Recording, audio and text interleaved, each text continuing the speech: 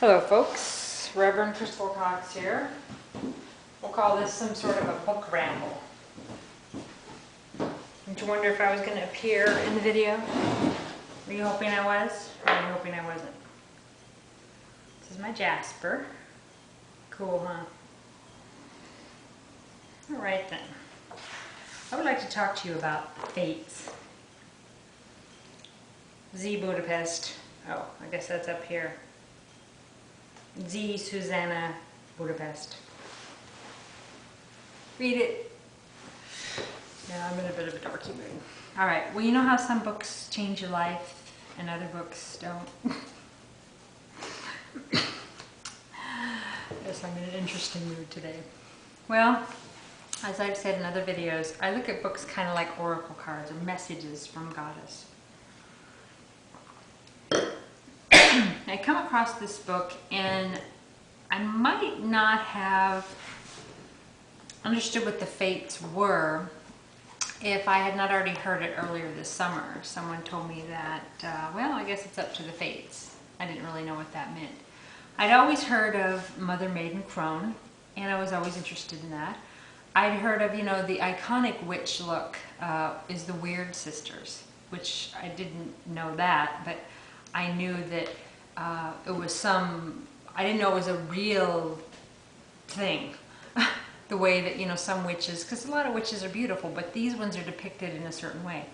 And it was these, kind of these triplets that were witches and the Weird Sisters. And I knew some about that, and like I said, Mother, Maiden, Crone, but I didn't really understand what it all meant. And I have had people that get into debates with me about whether or not you're creating your reality or whether or not it's fate, right? If your life is already planned out.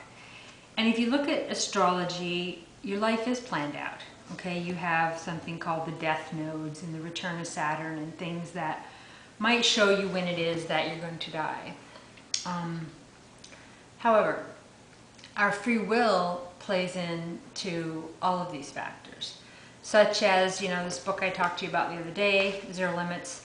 When we clear patterns and we clear old programs in our life and we're open to divine inspiration, we are fully in this now, fully in this moment where we are choosing to listen to inspiration.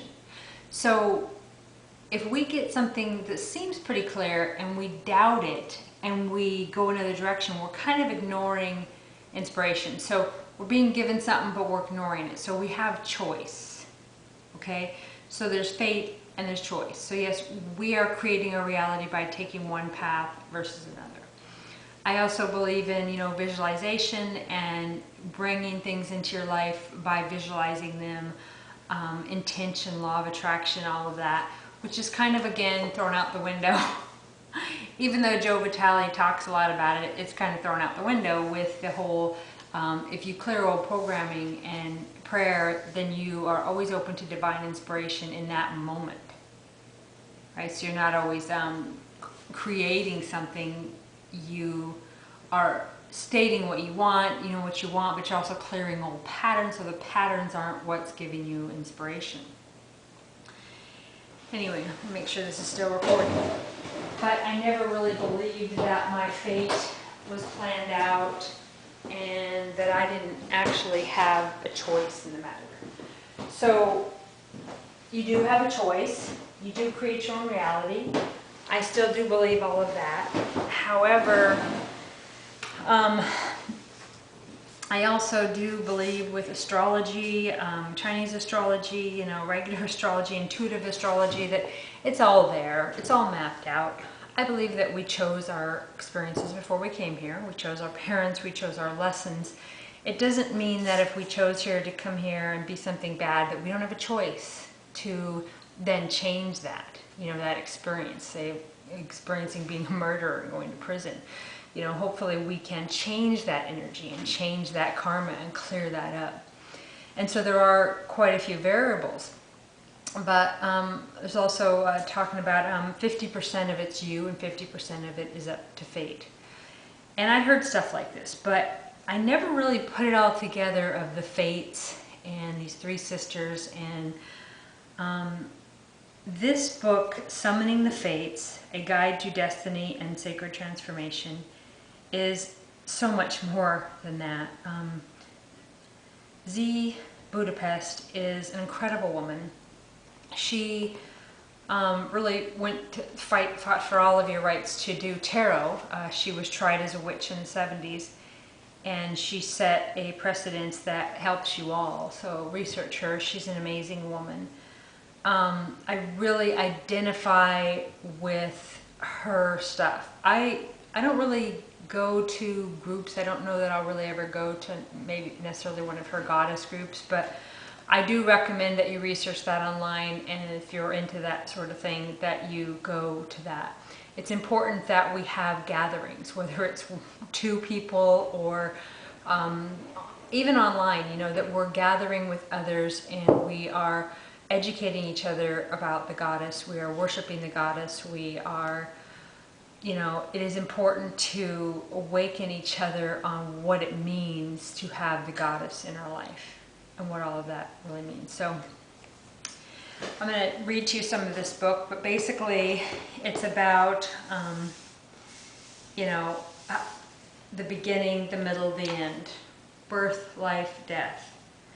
It's about, you know, the spinner of your fate. It's about your creating your end in your life and which years that this happens. And this book talks about all of that, and it really brought it all together and has helped me to relax and just realize that, you know, this is my fate. This is what I chose. This is the blueprint of my life that I made. But I also do that standing in my power. So I constantly try to clear karma and clear old patterns. I'm constantly trying to be a better me and help other people to be better. I'm constantly trying to be healthier and stronger, and, you know, it's all about me, and that's what it needs to be. You know, you can know tons, you can preach it, you can talk it, you can teach it, but I'm at a point now where the challenge is to be it. You know, I've studied alternative medicine for 25 years, that I'm struggling with things myself. I can help others to heal things. I've worked with people on alternative cancer methods, and, you know, basically just helping them with research. And there's so much information. And if one person can cure themselves of cancer, or arthritis, or AIDS, or anything really naturally, you know, why can't you? I believe there's a cure for everything. I totally believe in the Native American ways and the herbalists, which I identify as, you know, the witch ways.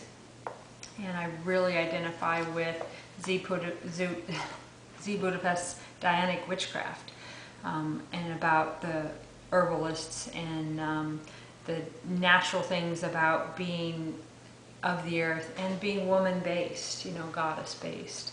And as I've said in other videos, I am lesbian, and so I am a feminist, but I certainly do not exclude men from my life. I just feel more comfortable with women, and I'm moving into this next phase of my life where I'm going to be more so about women than I have ever been. I guess I was a little self-conscious about it because I get a lot of ridicule of being a man-hater, even though I never was. I hired men to do jobs, I spoiled them rotten, I've helped men, my whole life I still get labeled a man-hater. So anyway, Destiny and Sacred Transformation for Women. Okay, this is, she talks in this book about her mom, which is really cool. You really gotta just study this woman's stuff. This is the first book of hers that I've read, and I think I've heard of her before, but I don't know. I guess I was meant to come across the information at another depth at this point in my life. Anyway, her mom is talking to her. They're talking about the fates, and her mom's calling them the Holy of the Holies. And she says, "Why do you call them the Holy of Holies?" I asked. "Because they are representing the secret of life. They are beyond the goddess. They are like the soul of the goddess. They are the 3 fates." "The fates?" she says, questioning. "Yes, everything is subject to them. Even the gods and goddesses have their own fates. Governments have them, historical periods have them. Nobody can escape their fate.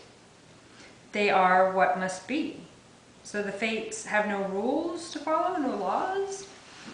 Only one. All things must pass.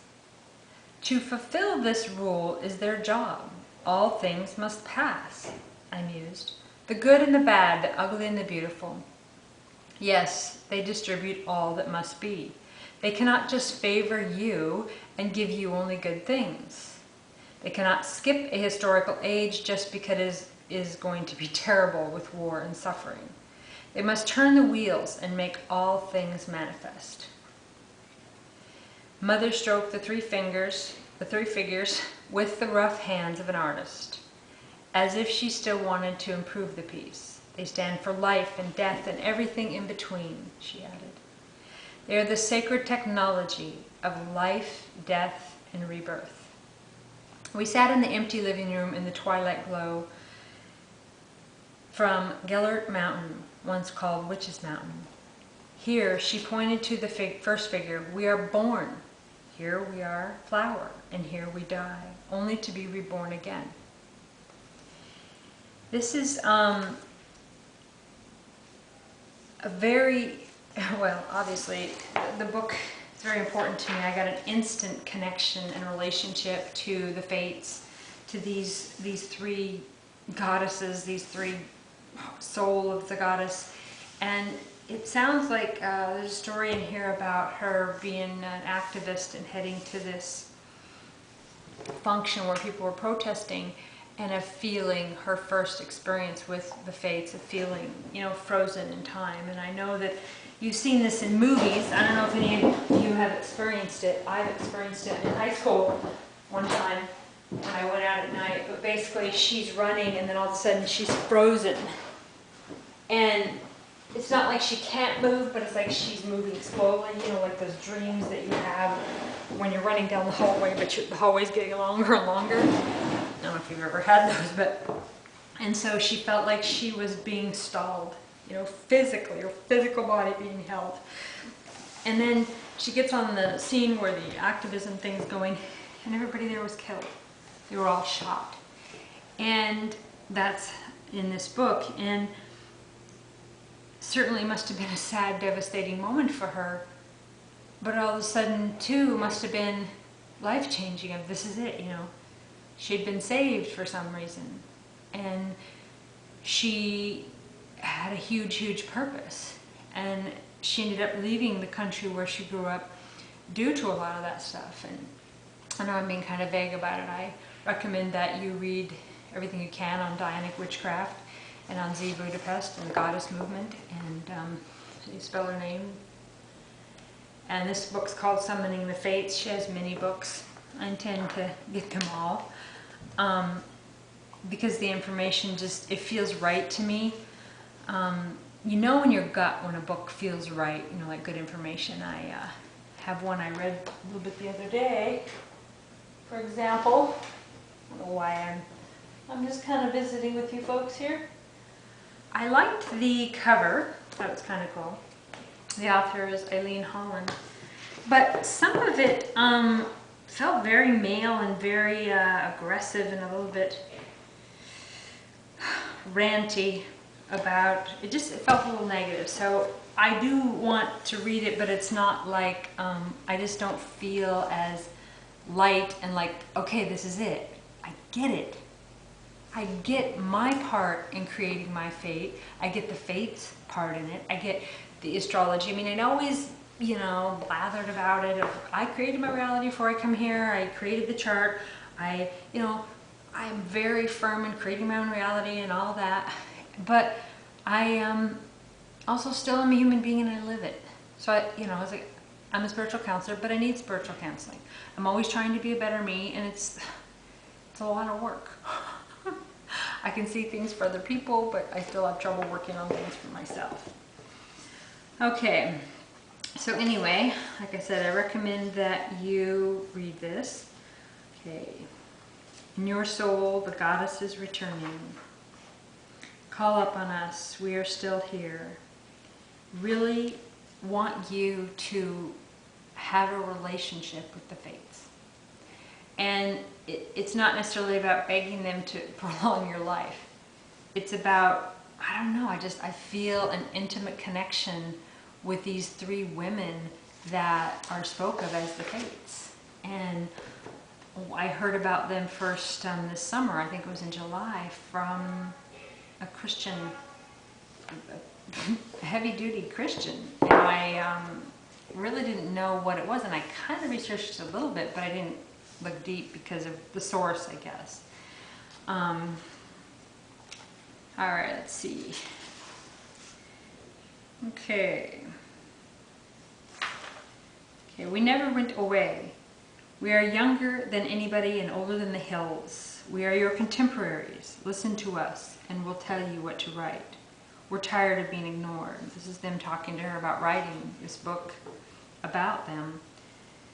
Yes, ma'am, I said. Then the phone rang and the vision vanished. But when the Fates talk to you that clear, you don't say no. In my life, it's like people ask me, why do I do what I did? Why would I do something that I know would alienate all my family and would change my life and turn it upside down? But when Spirit speaks to you, when the Fates speak to you, when you have something so profound spiritual happen, it does not matter what any human or thousands of humans do on any level. You know what you're supposed to do spiritually because you've heard it from the divine. You know, you think about Joan of Arc, you think about people who give up everything because it's like, and at all different ages, it doesn't matter. It doesn't matter what any human says, and it doesn't matter if you die for it. It just doesn't matter. When you've heard it from the divine, you know, people, voices are, how do you know it's not the devil? Or I've had these debates with family members. Well, you know, you know. You know, you trust your gut, you know. Okay, so here I am, passing down the tradition of the Fates to a new generation. I am gathering together their lost stuff, their properties and characteristics that were stolen or assimilated by gods, their holy names, their colors and customs, their mythology. The Fates' wisdom has been dispersed all over the globe, hidden in language and embroidery, folk dance and sayings, sacred rites and superstitions. But most of all, their challenges are hidden in our aging process. No matter what our age, we are living out their natural laws. To know the Fates is to be more comfortable in life's flow. You seem to let things flow more because you know that it's just okay, and it's just destiny, and you might want a different life, you might want what you perceive as a better life, and you can constantly create that and be constantly making choices to that, but you can also relax in it. To keep studying the Fates is to accumulate wisdom for our peace of mind. The Fates are medicine for their soul. May they never again be forgotten. And I felt so in love with this book. I felt just intimate, like I said, and in love, and felt like, that I want to, set a place at the table with them. They like red, and, have red foods for them, and I want to celebrate them. And I think about the movies and, the three fairies in Maleficent this summer, the Mother Maiden Crone. There's so much out there that depicts them, but yet, Christians they like to pretend to block all this stuff. But when you look at so many different words and things and sayings that are so ingrained in our society, it really is all about the Fates. So I recommend you read this book. And three sisters who rule our lives. The three weird sisters are working women. They're spinners, weavers, and cutters. So the spinner, you're born, and the weavers, that's your main life, and then the cutters, that's when you're proceeding to death. And it talks about the different phases of your life, and it's just a very magical book to me. Okay, they are the writers of the Book of Life. They are blessers, birthers, deathers, dressed in white and red and black. They're fortune tellers. They are casters of the lots. They're gamblers and luck givers. They are living springs of water. They are morning, noon, and nights. What they rule must be. Since the dawn of consciousness, people have found it psychologically useful to give names and faces to the Fates. The Greeks called them the Parcae, P-A-R-C-A-E. The Romans, Fata, F-A-T-A. In Northern Europe, they were the Norns, who governed men's weird or fate, which is spelled W-Y-R-D. And for the Anglo-Saxons, the weird, which is W-E-I-R-D. So if you're a weirdo, you're pretty sacred or pretty cool. were those who called foretell the future. Okay, I'm especially fond of the word weird, W-Y-R-D, because we use it today when something happens that we don't understand, can't control, or fear. The word comes from a form of the old Germanic verb meaning to become. When we feel something is weird, we activate our fate receptors, the soul that knows the fates intimately already. Only the soul can understand something weird. The action itself, the presence of the fates, and their effect on our lives, often we resist their promptings only to appreciate them later on. Developing your intuition, trusting your gut, and learning to do so more is a gift. I mean, our intuition is our gift. And sometimes when we have chronic body pain, stomach aches, and different health problems, our intuition gets mixed up with our pain. And so I have to pray for help to release those too. And it's a constant challenge being a human, but just take solace in the fact that whatever we clear up here, the karma, the things in our body, what we study, we go on. That always used to bother me. It's like I study all the time, and why bother? Because we don't go on. But if you think about it, I'm thinking when I'm sleeping. I go somewhere. I mean, how can I possibly not, whatever it is in me, my soul, whatever, that goes somewhere else, I think that I leave this body and I can still think and be me. I don't have this body, this DNA, this package. But I'm still me. Okay, I had to grow up and discover the fates myself. The discovery, however, did not come from a book, rather it was a living process. Okay, and then in 1956, that's when she describes that story that I told you earlier. So check out this book, folks. It's a very good one. Okay, in Hungary, the fates are Source, Isenach, the destiny goddesses. But their Latin name, the Parcae, means those who spare. And indeed, my life was spared by them that day. We all have stories about incidences during which that weird feeling, usually accompanied by fear or frustration, has come over us, and it turned out to save us in some way. The English name for the fates comes from the Latin word fata. In singular, the word fatum, meaning a divine utterance. The will of God. When a child was a week old, the fata scribandus were invoked to write a good destiny for the newborn babe. The fata with the birth goddess, Aletheia, E-I-L-E-I-T-H-I-A, both established and predicted the child's destiny. The word fate, fatum, comes from the same root as the words fairy and fae, so we learned the fates are of fairy origin. In Greek, they were called the moirae, M-O-I-R-A-E. Those who allot us our fate. There was Clotho the spinner, who spins the thread of life, Lachis, L-A-C-H-E-S-I-S, disposer of lots, who measures it out, and Atropos, the inevitable, A-T-R-O-P-O-S, who cuts it off. So yeah, Clotho the spinner, okay, so you're creating it, you're spinning your threads of life, and then you are measuring out what you have, and then you have your death, and it's all a process. I mean, death is a gift. It's a graduation, really, a natural death. Let's see, Lochis with a scroll or globe, and Atropos with scissors, a pair of scales, or a bowl for drawing lots. When they are in good spirits, these same fates become the three graces. You may have seen them represented in Botticelli's Primavera on the Three Graces statue at the Getty Museum in Los Angeles. They are three lush women entwined in dance with one another. Their names are Agalia, radiant, Euphrosyne, E-U-P-H-R-O-S-Y-N-E, which is joy, and Thalia, which means flowering. They are the companions of Aphrodite. When the fates are angered, they are called the Furies. They pursue you like ill winds blowing and can punish with insanity. Then their names are Alecto, Tisiphone, and Megara. They cannot be avoided. It is said that the fates are the daughters of necessity. They have no father. They sit under the tree of life next to the sacred spring, where they spin and prophesy. make pronouncements, and enforce natural law. I just think this is just such cool